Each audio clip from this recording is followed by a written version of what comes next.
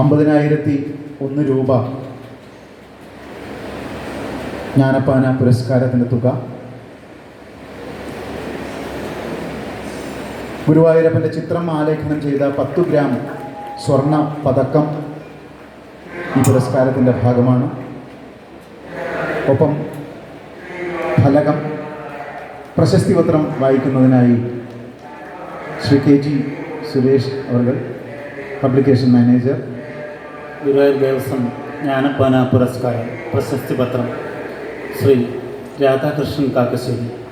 അധ്യാപകനായും കവിയായും ആധ്യാത്മിക പ്രഭാഷകനായും അറിവിൻ്റെ വെളിച്ചം നമ്മുടെ കാലത്തെ തെളിയിച്ചു നീങ്ങുന്ന അക്ഷരപ്രസാദമാണ് രാധാകൃഷ്ണൻ കാക്കശ്ശേരി.